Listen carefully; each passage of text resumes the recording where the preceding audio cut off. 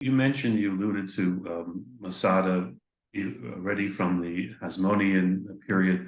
Just a little bit of the history of Masada, the structure before the Jewish revolt.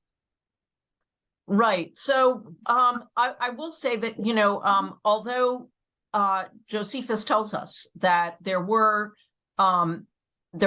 some sort of fortified Hasmonean palace on top of Masada before Herod's time, and in fact, in 40 BCE, Herod fled the country by way of Egypt and went to Rome, and that's when he's appointed king of Judea by the Romans.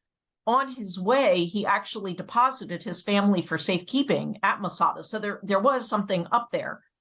But when the top of the mountain was excavated in the 1960s by Yigael Yadin, and then later worked on for publication, Ehud Netzer, for example, who published the architecture, and also people who published some of the other finds, could not find any real remains of the Hasmonean structures up there. I mean, there may be some, survival pieces of earlier pottery or stuff like that, but architecturally, there's nothing that we've been able to identify on top of Masada that goes back to the Hasmonean period.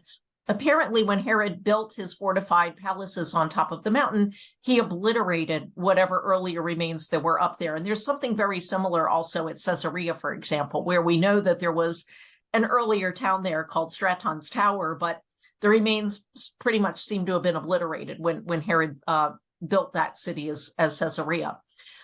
So when Herod built the top of Masada, we can divide the structures up there into two main groups, the fortifications and the palaces. So the fortifications consist of a fortification wall, which is a double line of wall that completely encircles the edge of the mountain. It's a kind of a wall called a casemate wall, which is divided into rooms. So it's like a strip of rooms that runs around the edge of the mountain. And that kind of wall, a casemate wall, is useful because you can store your arsenal of weapons in the rooms or garrison your soldiers in the rooms. And there would have been watchtowers along the way. And of course, there were a couple of gates leading in and out of the wall. So that's one part of Herod's buildings on top of Masada. The other component are the palaces. And there are two main palace complexes and then some smaller palaces on top of Masada. The two main complexes are at the northern edge of the mountain and on the western side of the mountain, which archaeologists call the Northern Palace Complex and the Western Palace Complex. And each one of them includes the actual living rooms of the palace, the actual palatial rooms, plus all sorts of service rooms. So you have storerooms for food. In the case of the Northern Palace Complex, there's a large bathhouse.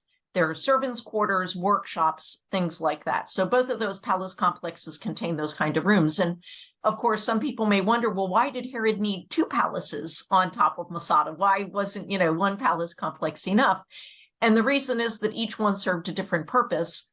And depending on which purpose each one served depends on who you ask. But I actually think that the Northern Palace Complex was Herod's private palace, his residential palace. And the Western Palace Complex was the administrative palace. That's where his throne room was located, where he would have received visitors who came to the top of Masada, like that. I mean, how often would he visit? I mean, how often would he visit? If they had all these fortresses. Right. Yeah. A couple months a year he would come. Or... You would think, right?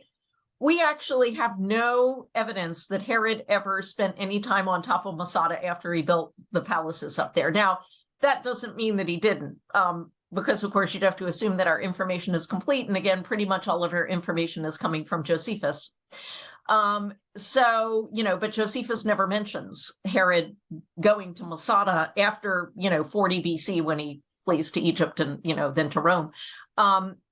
There's no reference to Herod actually ever spending time on the mountain. So we don't know. I mean, he may never have, or maybe he did, but we just don't have any evidence of that either way.